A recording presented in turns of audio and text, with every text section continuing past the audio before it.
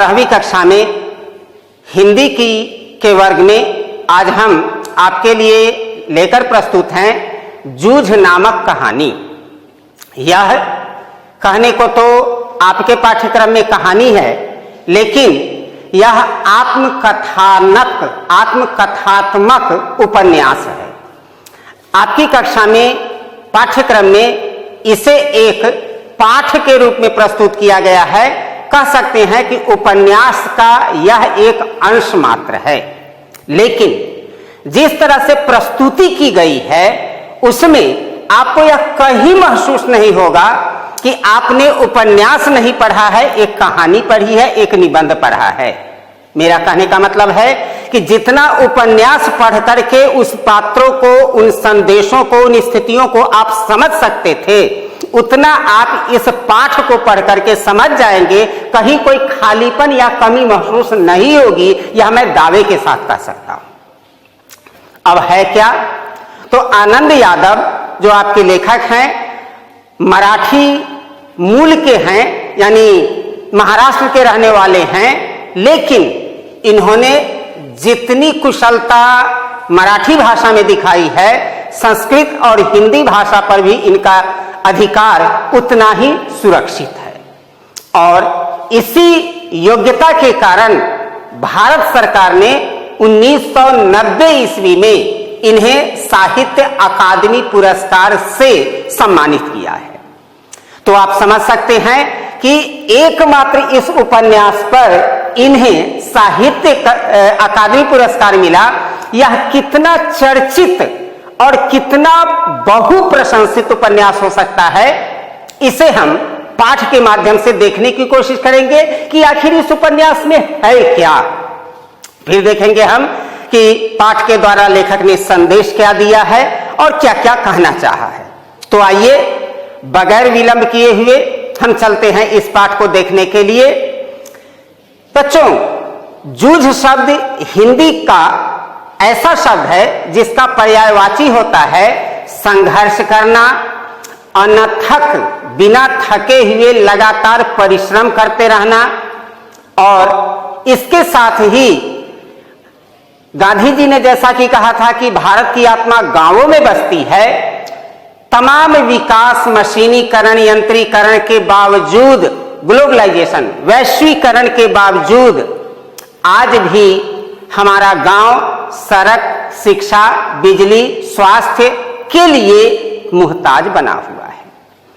और उस गांव में जहां निपट मजदूर, किसान लोग रहते हैं, जैसे आप मेरी कक्षा में बैठे हुए छात्र हैं, इस तरह के इसी उम्र के वे बच्चे जो गांव में रहते हैं, एक तरफ साधन विहीनता, कम से कम साधन, नगण्य, और ऊपर से प्रतिदिन बदलते हुए जीवन स्तर के तरीके को देख करके अलमस्त, अस्त व्यस्त बच्चों की जिजीविषा, जीवन जीने की उत्कंठा पर लेखक ने जो मर्मस्पर्शी चित्रण किया है, वही इस कहानी का मुख्य विषय है। तो आइए चलते हैं, देखते हैं इस कहानी में क्या है। लेखक, जैसा कि मैंने आपको कहा कि यह उपन्यास के अलावा आत्मकथात्मक है, मतलब स्वयं के बारे में उन्होंने पात्रों के माध्यम से सारी बातें कहलवाई है। तो होता क्या है, लेखक आपके यानी आनंद यादव, वैसे तो इनका पूरा नाम आनंद रतन यादव है, लेकिन ये प्रसिद्धि पाए आनंद यादव के नाम से। विद्यालय के शिक्षक दुलार से, स्नेह से इन्हें आनंदा कह करके बुलाते थे और इसी नाम से इनकी मां भी कभी बुलाया करती थी। लेखक 5वीं कक्षा का छात्र है और ग्रामीण परिवेश में, जहां विद्यालय भी गिने चुने होते हैं, स्तर भी उसका वैसा नहीं होता है जैसा आज आप शहर में पब्लिक स्कूलों में पढ़ते हैं, वहां पर उस बच्चा के पढ़ने की उत्कंठा हिलोरे मार रही होती है। लेकिन हिलोरे मार लेने से क्या होगा? पिताजी निपट किसान मजदूर निम्न मध्य वर्गीय समाज का प्रतिनिधित्व करते हैं। अब लेखक का मन तो होता था कि विद्यालय में जाएंगे, ड्रेस पहनेंगे, किताब कापियां होंगी, स्मार्टनेस लुक हमारा बदल जाएगा, हम भी एक स्टूडेंट की तरह होंगे। लेकिन मुश्किल ये खड़ी होती थी कि अगर पिताजी को पता चल गया कि यह लड़का पढ़ने की जिद करता है, पढ़ने की कोशिश करता है, मार मार करके हड्डी पसली एक कर देते पिताजी। इस डर से लेखक पिताजी के सामने में कभी पढ़ने की बात रखी ही नहीं। अब घर पर रहना, गोबर उठाना, कंडे पथवाने में मदद करना, खेतों में जानवरों को चराना, खेतों में फसलों को पानी पटाना, ये सारे काम लेखक 5वीं कक्षा के छात्र होते हुए, जिसकी उम्र मैं समझता हूं 8 से 10 वर्ष की होती है, सारा काम करता था। क्योंकि पिताजी जो थे रखमाबाई नाम की एक महिला के साथ सारा दिन गुजारते थे। पिताजी होने के बावजूद ही, घर का मुखिया होने के बावजूद ही भर दिन आवारा की तरह गांव में घूमना, खेती का कोई काम नहीं करना और सब कुछ बेटा से, पत्नी से करवाना, यही इनकी दिनचर्या होती थी। पिताजी ईख की खेती करते थे। आज भी महाराष्ट्र में सबसे ज्यादा ईख की खेती होती है, यानी चीनी का सबसे ज्यादा उत्पादन महाराष्ट्र में होता है। समय की कमी के कारण मैं आपको नहीं बता पा रहा हूं कि आज जिन प्रमुख राजनेताओं को आप देखते हैं शीर्ष पर बैठे हुए, कभी न कभी वो ईख की खेती, चीनी मिल से जीवन शुरू करके और आज बहुत बड़े राजनेता बने हुए बैठे हुए हैं। लेकिन समय की कमी के कारण मैं उस पर ज्यादा प्रकाश नहीं डालूंगा। आपको बताऊं कि महाराष्ट्र में गन्ने की खेती खूब होती है। लेखक के पिताजी की क्या सोच थी कि अगर समय से पहले हम गन्ने की खेती की कटाई करके और पेराई करके गुड़ बना लेते हैं तो मार्केट में नया माल होने के कारण हम ऊंची रकम पर उसे बेच पाएंगे। जब तक अन्य किसान लोग खेतों की तैयारी करके, फसल की तैयारी करके और मार्केट में लाएंगे, तब तक तो हम कमा चुके होंगे। इनकी ये सोच थी और यही सालों साल से चला आ रहा था। दिवाली के बाद 1 महीना तक ईख की पेराई होती थी, गुड़ बनने का काम होता था और इस काम में लेखक के पिताजी बहुत अग्रणी किसान थे, वे सबसे पहले कर लेते थे। जब ये सब हो गया, उस साल जिस समय की कहानी के लिखने का समय है, तो जून दोपहर के समय में सब लोग जबकि धूप सेक रहे थे, लेटे हुए थे, लेखक की मां गोबर से कंडे पाथते हुए और लेखक उन्हें बाल्टी से भर भर करके पानी पहुंचा रहा था। उचित समय देख करके लेखक अपनी मां के सामने में अपनी इच्छा रखता है कि मां, अब तो खेती का समय हो चुका है, बीत चुका है, कोई काम विशेष है नहीं, अब तो मेरी पढ़ाई हो सकती है, जारी हो सकती है। मां अवस्थी, जो ग्रामीण महिलाओं की स्थिति आज भी है कि पुरुष प्रधान समाज में महिलाओं की जो स्थिति होती है कि हम कैसे बोलेंगे तो माँ बेटा दोनों की हड्डी पसली एक हो जाएगी। पढ़ाई की बात करता है, खेती का काम नहीं है, चरवाही का काम नहीं है। इस तरह से माँ ने एक विशेषण प्रयोग करते हुए बरहेला सुअर अर्थात जंगली सुअर जो खतरनाक होता है से लेखक के पिताजी की तुलना करती हैं और कहती हैं कि अगर मैं तुम्हारे पढ़ाई के बारे में उनसे चर्चा करूं तो वो बरहेला सुअर की तरह गुर्राएगा, हो सकता है कि मारपीट पर भी उतर आए।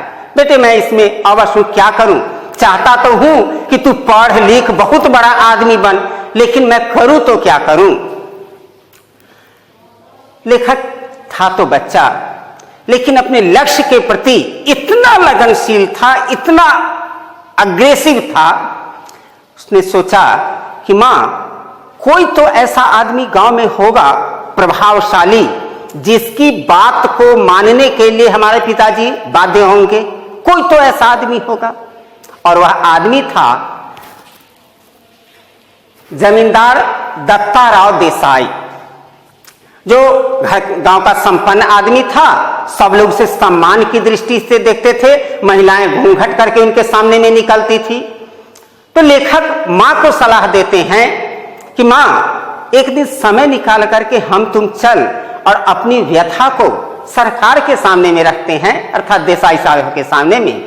हो सकता है वे पिताजी को कुछ समझा बुझा करके मेरी पढ़ाई का मार्ग प्रशस्त कर देंगे। कौन मां नहीं चाहती है कि मेरा बेटा पढ़े बने, जिसकी कोई हैसियत नहीं होती है, वो भी मां चाहती है। मां ने हामी भर दी। सही समय देख करके लेखक मां के साथ, जब पिताजी नहीं थे घर पर, तो उस जमींदार के पास जाता है। दोनों आदमी जाते हैं, सारी बातें कहते हैं कि खेती के कारण मेरी पढ़ाई पिताजी ने छुड़वा दी, अब खेती का काम विशेष नहीं है तो भी विद्यालय नहीं जाने देते हैं। अगर मुझे मौका मिले तो मैं 2 महीने में साल भर के पाठ्यक्रम को पूरा करके और पास होकर के, सफल होकर के आपके सामने में अपना प्रदर्शन रख सकता हूं। वो जमींदार लेखक की बात से बड़े प्रभावित हुए। इनकी मां की मजबूरी को भी सुना कि भर दिन किसी महिला के साथ रहता है और दिन भर आवारा की तरह गांव में घूमता है, घर का कोई काम नहीं करता है। लेखक वहां से लौटते हुए दत्ताराव को यह भी कहते हैं कि हम दोनों जो माँ बेटा आपके यहाँ आए हैं, इसकी बात पिताजी को नहीं होनी चाहिए। अगर हो गई तो फिर हम लोगों की हजामत करके छोड़ देंगे। लेखक देसाई साहब को ये सब कह करके घर चला आता है। देसाई साहब कहते हैं कि अच्छा, तुम्हारा बाप जब आएगा तो उसे मेरे पास भेज देना। दोनों चले आते हैं। रात का समय है, पिताजी घूम करके आते हैं।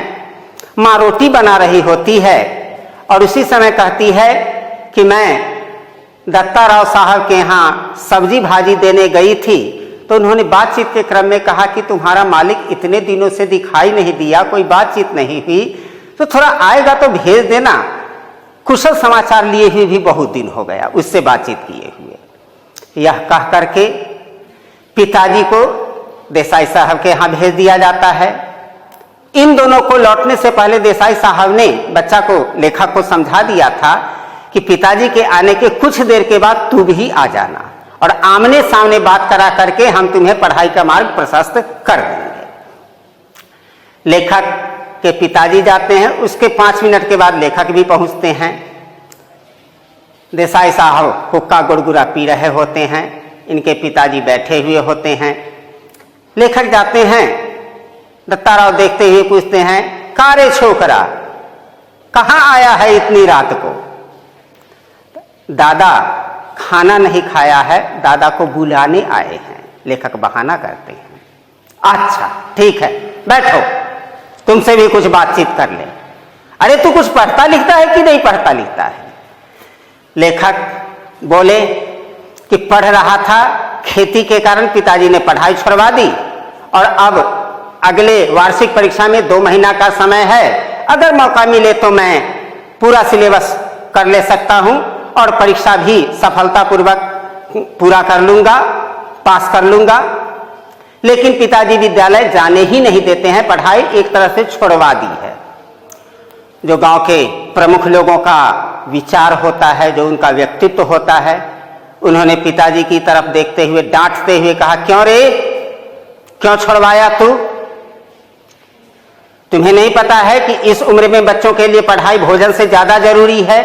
पढ़ लिख जाएगा तो कुछ धंधा पानी करेगा, खेती में जीवन भर लग करके भी कुछ नहीं होगा।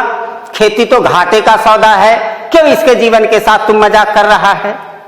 अच्छी खबर ली, पिताजी लेखक के ऊपर वाणी से हमला करते हुए कहा कि ना ताऊ, दरअसल ये लड़का पढ़ाई के बहाने जाता था ना, कभी सिनेमा हॉल चला जाता था, कभी जुआ खेलने लगता था, कभी ताश खेलने लगता था, कभी बुरी संगति में चला जाता था और 1-2 बार तो हमने जुआ खेलते हुए पकड़ भी लिया है। इसलिए मैंने इसे छुड़वा दिया, अपनी नजर के सामने में रखता हूं। दत्ताराव साहब कहे, क्यों ये छोकरा ये सब करता है? लेखक ने बड़ी मासूमियत के साथ कहा कि नहीं, इन्होंने तो एक पैसा दिया नहीं, कभी एक नया पैसा नहीं दिया। गोबर कंडे बीन बीन कर खेतों में और उसी से 2 पैसे लेकर के कपड़े भी बनवाते हैं, टोपी भी खरीदते हैं, कॉपी कलम भी कर लेते हैं। उसी में एक बार धोखा से दोस्तों के साथ मैं सिनेमा देखने चला गया था, मैं स्वीकार करता हूं। दत्ताराव ने लेखक को कहा, तू जा। लेकिन उससे पहले का जो दृश्य है बाबू बड़ा रोचक है। दत्ताराव ने इनके पिताजी को डांटते हुए कहा, बच्चा है, पढ़ाई की उम्र का है, एक आध बार सिनेमा चला गया तो इतना बड़ा अपराध नहीं कर दिया कि उसकी पढ़ाई ही छोड़वा दो। कैसे अभिभावक हो तुम, कैसे बाप हो? और सुन कान खोलकर, अगर मुझे पता चला कि तू बेटे को पाठशाला नहीं भेज रहा है, मैं इसके पाठशाला की फी भरूंगा, मैं पढ़ाऊंगा और तुम्हारे यहां नहीं रहने दूंगा। फिर अपना समझ लेना कि क्या होगा, तुम्हें मुझसे जो करना होगा कर लेना। लेखक के पिताजी का तो इतना क्लास हो गया था बाबू, इतना उनको डोज पड़ गया था, भरपेट हो गया था। वो जब घर पर आए, खाने के क्रम में ताव उनका नहीं गया। लेखक के पिताजी लेखक के सामने में 3-4 शर्त डाल दिए। विद्यालय 11 बजे से शुरू होता है, तो तू सुबह सो करके उठेगा, उस समय से लेकर के 11 बजे तक खेत में पानी का काम करेगा मेरे साथ, और वहीं से बस्ता लेकर के विद्यालय चला जाएगा। विद्यालय से 5 बजे जब छुट्टी होगी तो घर पर आएगा और 5:30 बजे घड़ी से देख करके खेत पर फिर तू रिपोर्ट करेगा और वहां से शाम तक काम करेगा। शर्त मंजूर है तो विद्यालय जाएगा। और सुन ले, खेती के काम के कारण अगर कभी एब्सेंट भी होना पड़े, अनुपस्थित भी वर्ग में होना पड़े, तो वो करना होगा। खेती का काम नहीं छूटना चाहिए, वो जैसे भी हो कंटिन्यू कर सकता है। लेखक को तो चूंकि अपना लक्ष्य और अपनी जिंदगी दिखाई दे रही थी, स्वीकार कर लिया कि हाँ दादा, जैसा कहोगे वैसा करेंगे। लेखक अब जब विद्यालय गया तो पढ़ाई छूटी थी सो अलग, सत्र गया था सो अलग। अब 5वीं कक्षा में जो पढ़ाई छोड़े थे और विद्यालय जब गए, पुरानी किताब कापी बस्ता लेकर के, तो देखते हैं कि कनिष्ठ, जूनियर, सीनियर, वरिष्ठ। तो कभी लेखक अपने आप को सीनियर समझता था और जिसे जूनियर बच्चा समझता था, आज उनके साथ बैठना पड़ा। उसमें एक चौहान नाम का बच्चा था, अव्वल दर्जे का था। जब इनकी धोती, गमछा और मटमैला कपड़ा देखा तो खींचते हुए कहा, अरे ये कौन है रे, नया आया है, धोखा से मेरे क्लास में आ गया है। गमछा लेकर के मास्टर की तरह पगड़ी बांधता है और मास्टर की नकल करने लगा। संयोग से उसी समय मास्टर जी आ गए, गमछा टेबल पर फेंकते हुए, और वो धड़ाम से आकर के अपनी सीट पर बैठा। मास्टर जी आए, छड़ी से गमछा उठाते हुए, ये किसका है? मैंने कहा मेरा है साहब। मास्टर जी, यहाँ क्यों रखा हुआ है? मैंने बताया कि चौहान का लड़का जो है वो डाल दिया है। उन्होंने कहा ये तो बगैर लात जूते और छड़ी लात घूसा के समझता ही नहीं है, ये तो इसको तो लाइसेंस मिला हुआ है, ये ऐसा करता है, ले जा अपना गमछा उठा करके ले जा। वो वर्ग शिक्षक थे। उसके बाद मंत्री नाम के अध्यापक आए, उनका नाम ही था मंत्री। वो छड़ी का प्रयोग नहीं करते थे, गणित अच्छा पढ़ाते थे, लेकिन सारे बच्चे इसीलिए डरते थे क्योंकि वो घूंसा मारते थे, सिर को नीचे करके कांधे पर और अपने केहुनी से मारते थे। सारे बच्चे डरे डूबके रहते थे उनके नाम पर। वो आए, मेरा परिचय लिया, वो भी चले गए। उसके बाद सौंदल गेलकर मराठी भाषा के जो टीचर थे वो आए, कवि भी थे और आए। परिचय लेने के बाद मुझे उन्होंने पढ़ाना शुरू किया। वसंत पाटिल हम लोग के क्लास का वर्ग प्रधान था, यानी मॉनिटर जिसे बोलचाल की भाषा में कहते हैं। वो जब कुछ दिन वर्ग करते हुए पहले तो मुझे ये एहसास हुआ कि मैं कहाँ आकर के फंस गया, लेकिन वर्ग करते हुए जब मैं देखा कि एक एकदम शारीरिक रूप से दुबला कमजोर बच्चा लेकिन पढ़ाई में बहुत होशियार, वह क्लास का मॉनिटर है, मैं उसकी नकल करके मैं भी गणित खूब बनाने लगा और इस तरह से उस स्तर तक पहुंच गया जहां तक कि वर्ग का प्रधान था। वहां पहुंच जाने के बाद मुझे उसका सहायक नियुक्त कर दिया, अन्य बच्चों की कॉपियां भी देखने का काम मुझे दिया जाने लगा और मैं अब ऐसे बच्चों की श्रेणी में आ गया, अव्वल कहा जा सकता था। बहुत मानते थे शिक्षक और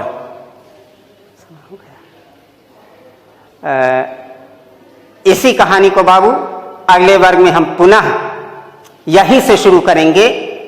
आज के लिए चूंकि समय समाप्त हो रहा है इसलिए यहीं पर वर्ग को खत्म करता हूं।